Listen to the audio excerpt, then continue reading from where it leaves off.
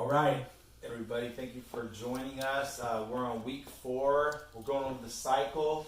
Today we'll be out of page 24 and 25. If we get through it in the big book, the chapter There is a Solution. So we're going to take some time today to go over the cycle and to incorporate some scriptures in this.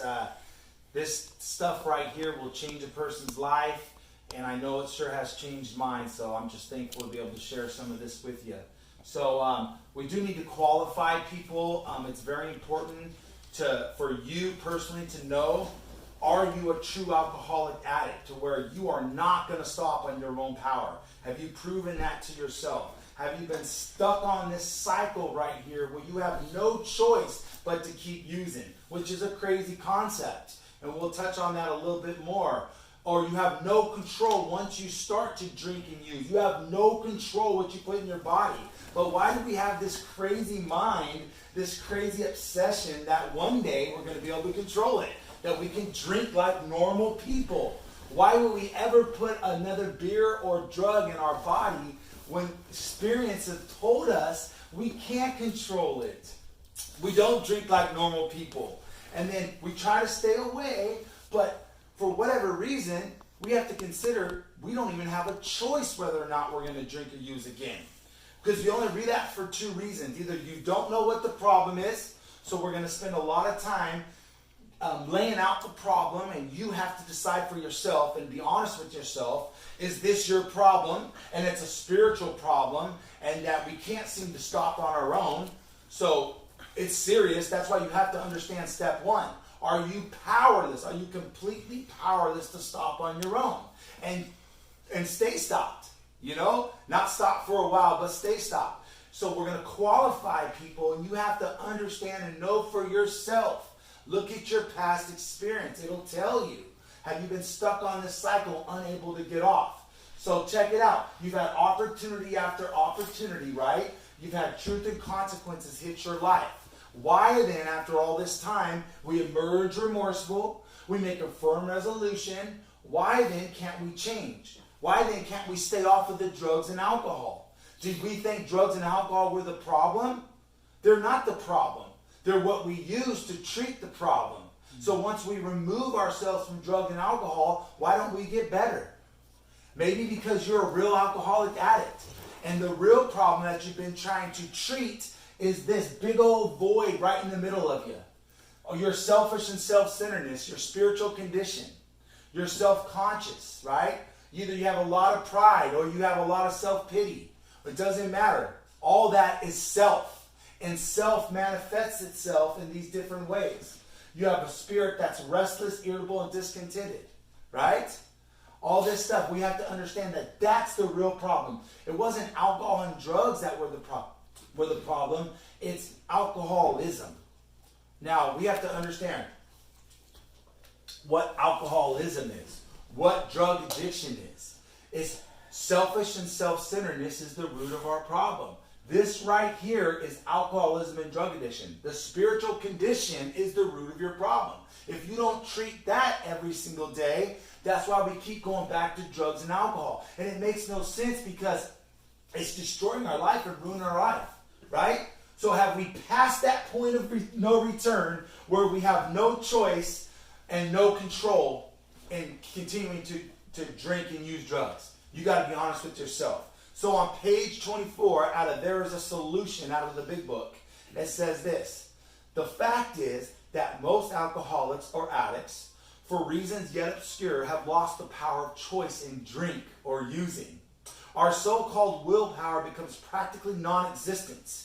We are unable at certain times to bring into our consciousness with sufficient force the memory of the suffering and humiliation of even a week or a month ago.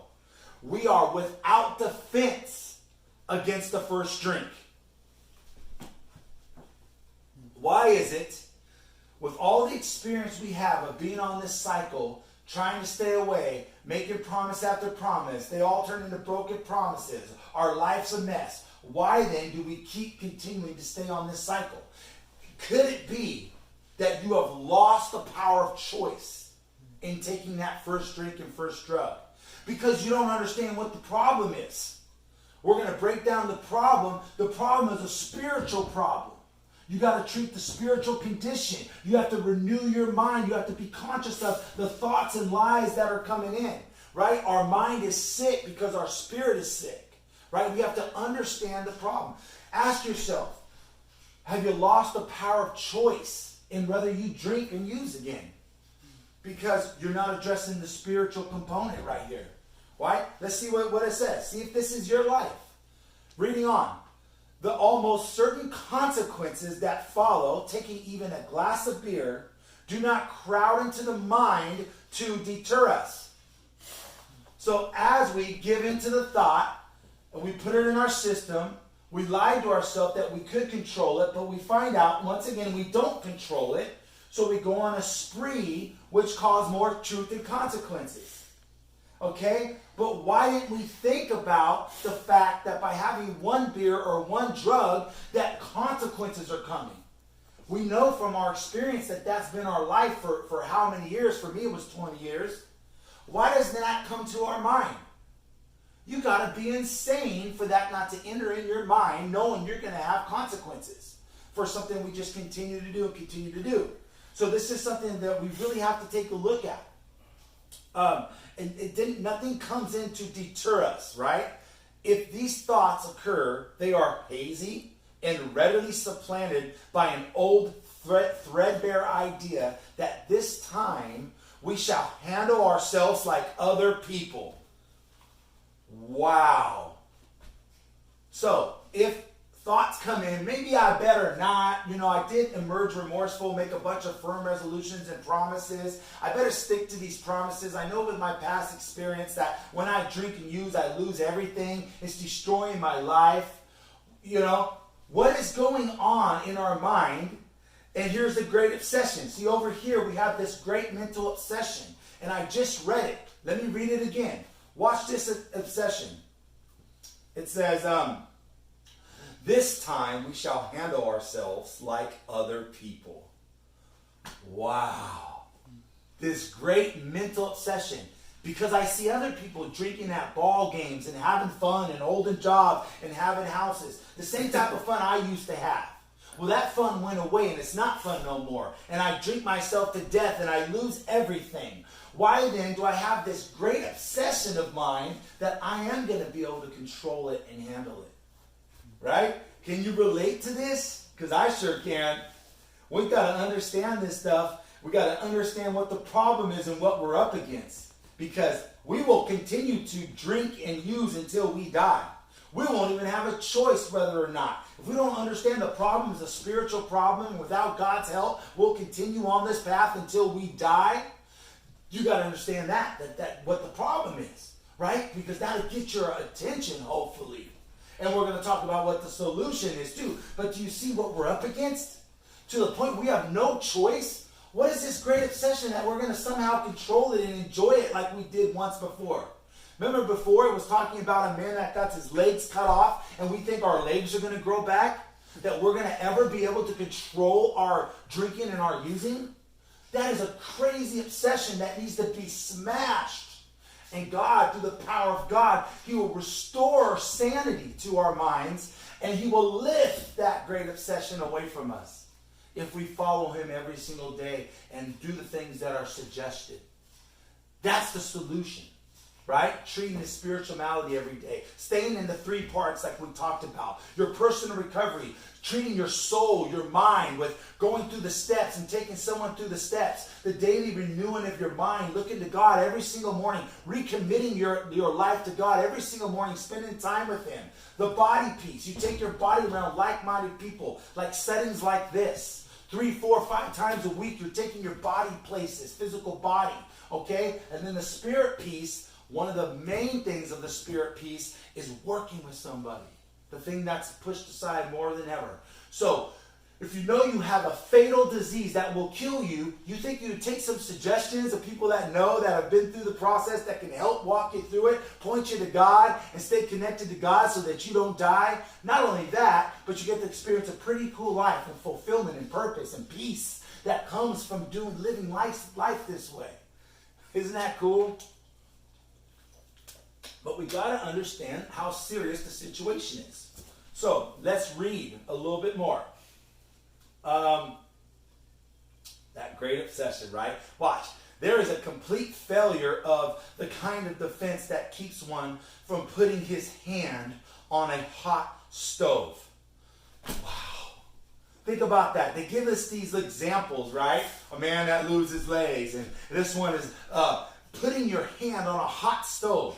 You've been burned by that stove many, many times. The stove is there. The stove is glaring red hot. That stove is turned on. That stove is going to burn you. You know from past experiences. We know from past experiences of being on this cycle. As soon as we take a drink or a drug, we can't control it. We go on a spree. We have more truth and consequences. We lose everything. Our life is a disaster, right? We are going to die.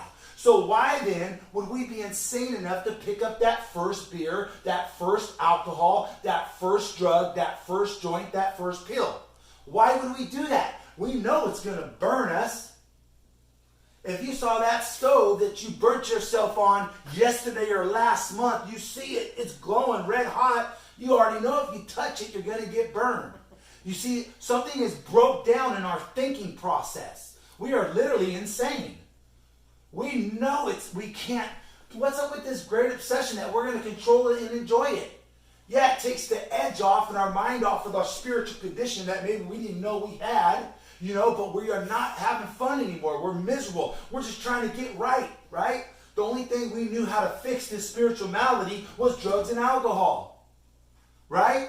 So you take that away, and if you don't treat with the solution with God, treat your spirit and your mind and your body and do the things of God, then you're going to get more sick. So what do? We go back to the drugs and alcohol, what we know. But by doing that, it's like placing your hand on a hot stove. You know it's going to burn you. Why then do we go back? We have to understand the problem and what's going on, right? So that's what we're trying to do together. We're trying to understand what's going on. Okay, how about this? The alcoholic may say to himself in the most casual way, it won't burn me this time, so here's how. Do you see that? Regardless of all our experience and all of our past of being burned and losing everything, all the consequences that happen, all the times we've urged remorseful, firm resolution, all the broken promises that we've made, right? It's like, well, this time will be different and here's how. The mind is such a trippy thing, and we have to fight against it using God's mighty weapons. That's why I'm going to read a scripture that really helped me in understanding what's going on up in the mind and the lies that are coming in. You have to be very careful about scenario building up here because your human reasoning, our mind, will make us talk like this after all our experience. It will say, the alcoholic may say to himself in the most casual way, it won't burn me this time, so here's how. That same stove that you put your hand on countless times, and every time you end up on this cycle with consequences and having to emerge remorseful and all the destruction. But here's how it won't burn me this time. So let's read 2 Corinthians chapter 10, verse 3. For though we live in the world, we do not wage war as the world does. Okay, verse 4 as well. The weapons we fight with are not the weapons of the world. On the contrary, they have divine power to demolish strongholds.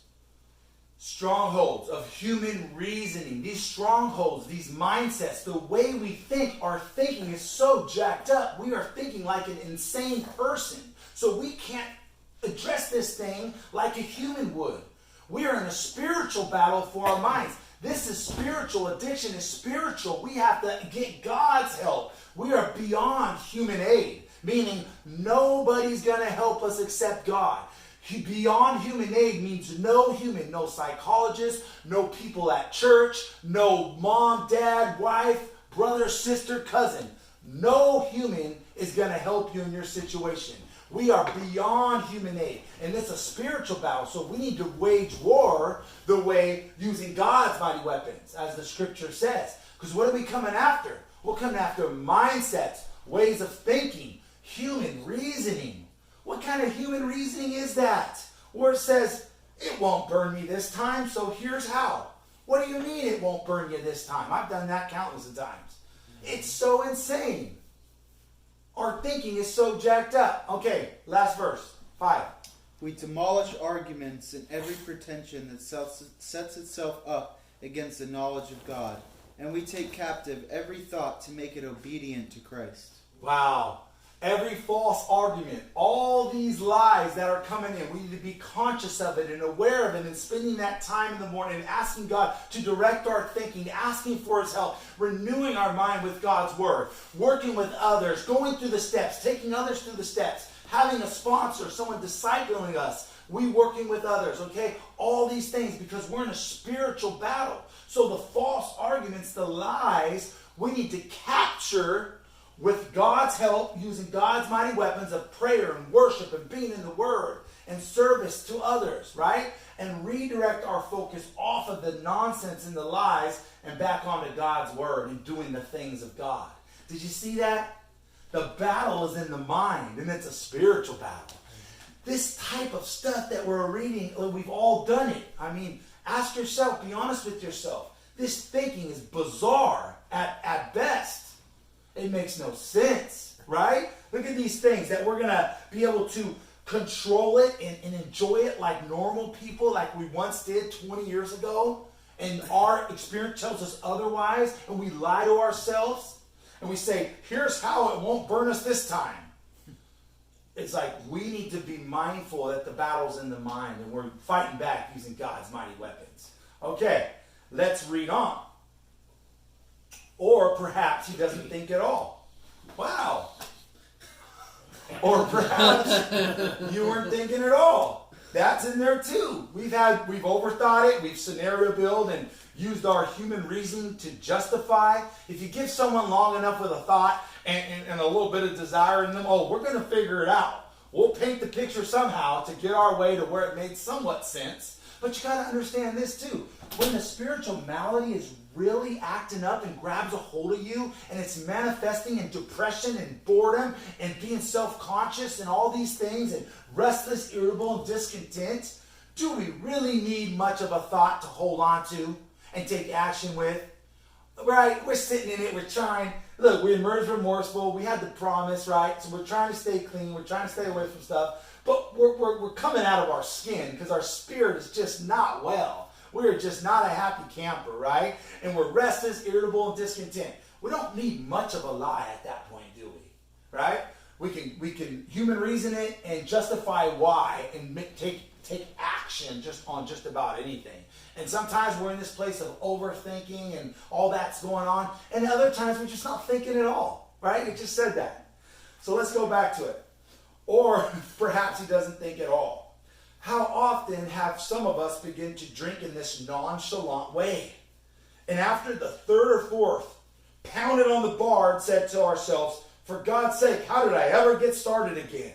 Only to have that thought supplanted by, well, I'll stop with the sixth drink. Or, what's the use anyhow? Wow. So we start drinking in this nonchalant way, right? And then before we know it, here we are, stuck right back on this cycle. We had time. Our malady was kicking butt. We didn't even know we had it a lot of times. So we don't need much of a thought. Then we're sitting in, we're trying to stay away. We give into a thought. We take action. We told ourselves it was going to be different. We're going to try to control it somewhat and drink like other people. It wasn't going to destroy. We weren't going to have all these consequences that are coming right after the spree, right? And it's just interesting. Why do we keep going back to this? We have to understand the problem. We have to understand what we're up against. Like, we need spiritual help. We need God's power. You see, we're blocked off from God's power. Without God's power, we're going to die. Literally, we will die. We will suffer and be miserable like we've been, but we will eventually die.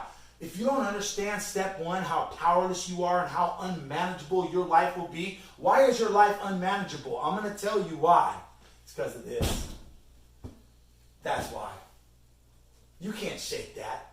You can move. You can get a new girlfriend or boyfriend, a new job, go get a loan and get a car. You can't shake that. We think external things are going to treat an internal condition. We just got to get out of that neighborhood. We got to get away from so-and-so. I just need a girlfriend. You get a girlfriend. Okay, now I got a girlfriend. I got a loan, got a car, and I got a job. I'm going to be good now. But you didn't fix what was going on internally. Your spirit was still sick, and it manifests in what? Depression, boredom, anxiety, being restless, irritable, discontent.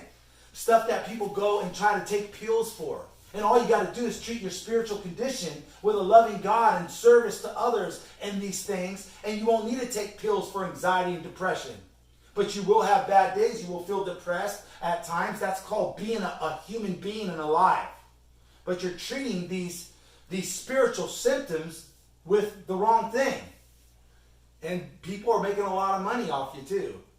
Just in case you were wondering about that. A whole bunch of money. This stuff is so cool. I mean, if you guys grab it, you got to want it yourself. You got to put the action in and the time in. You know, this is supposed to just ignite something in you that you want to follow through with something that 100% guaranteed will work. It's 100% guaranteed to work. If this don't excite you, I don't know what is. If you just have been in a place where you know you need something, like here it is. It's God and the things of God and this beautiful plan that he put together to keep us spiritually fit, healthy, right? And our minds clear, making good choices, not self-sabotaging our life. Okay, so what about this? On the bottom of page 24, when this sort of thinking is fully established in an individual with alcoholic tendencies, he has probably placed himself beyond human aid. Right there in the big book. When this sort of thinking has taken place, when you know that that's your life on there, and you don't seem to have a choice whether you continue to drink or use, and you know you can't control it, and you've been on this cycle for so many years, and you can't break off, you can't stop. This sort of thinking has taken place, and guess what? You are beyond human aid. That means you will not recover without God. If any of you need to stand up, you can, if you guys are getting tired, but just throw that out there. Okay, here it says right there, he placed himself beyond human aid. And unless locked up, may die or go permanently insane. You got a couple of choices here. You're stuck on this cycle. Be honest with yourself.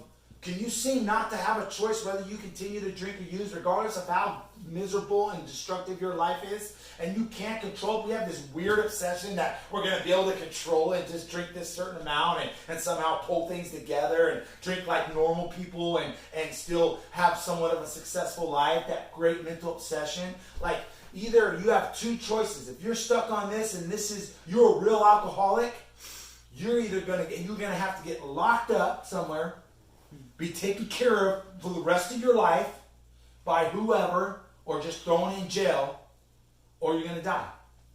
You have to understand step one, how powerless you actually are.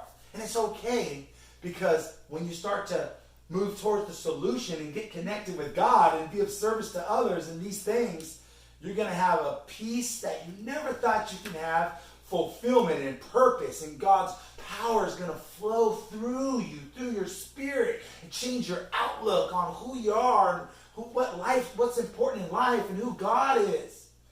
It's such an awesome thing. But it's saying, if not, here's the other thing. You'll be locked up or go permanently insane. These stark and ugly facts have been confirmed by legions of alcoholics throughout history. But for the grace of God, it doesn't have to be that way. But you better be willing, with the desperation of a drowning man, you better understand the seriousness of your situation. If you downplay, you have reservations and this great obsession that you're going to go pull things together and drink like normal people at ball games and things, it's not going to work out. You have to come to this conclusion that you are completely powerless. And it's okay, because that'll push you to really depending on God, being desperate for God and his power. Okay? But for the grace of God, top of page 25, there would have been thousands more convincing demonstrations. So many want to stop but cannot.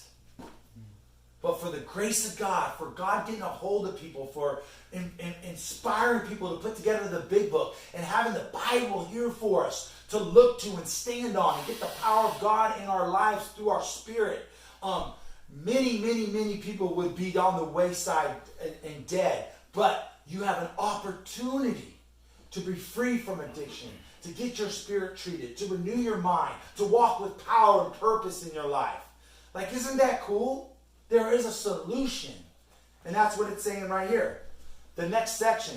There is a solution. Almost none of us like the self-searching, the leveling of our pride, the confessions of shortcomings, which the process requires. You see, there's a price to be paid.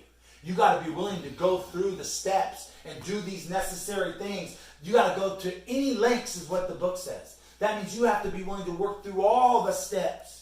I'm going through the steps again. I'm on step 8, and it's writing down what amends you have to make. After you go and make apologies. And there's parts of me that does not want to do that. And I get exactly what it's saying. You have to be willing to go through any lengths. I do not necessarily want to go to people and tell them my part. There's a leveling of pride that's involved in that, right? We have to be honest about our shortcomings and the part we play. See, a lot of people can go to church and different things, but they don't work the steps. They leave it at, oh, I gave it to God and I asked God for forgiveness. Yeah, but did you go to the person? Did you get honest with another person so God and that person can help you see your part? So you could go and ask for forgiveness, or you just threw it like, yeah, God forgave me, so they should too. And are you even conscious of the part you played? How detrimental your actions are? How much damage and pain you caused? But you want to sit there and not go through this process because it's easier to do that. Trust me, I know. This is pretty hard. But it's worth it. And the process requires it. For what? For its successful consummation. For it to work, for this miracle to happen, you have to be willing to go through any lengths. You have to be willing to work the steps and all the steps because it's difficult. There's a price to be paid. Trust me. There's action. This is a spiritual program of action. You don't just sit back and receive everything from God and then worry about yourself and go live your life. You will lose what you think you have if you do that. I'm just telling you the truth. So that's why I love the Bible and I love books like this that can bring the heat like this. And I'm experienced, so I'm very passionate about it. Okay, so this is what the process requires for us to go through all this, right? But we saw that it really worked in others. And we had come to believe in the hopelessness and futility of life as we had been living it. When therefore we were approached by those of whom the problem had been solved, there was nothing left for us but to pick up the simple kit of spiritual tools.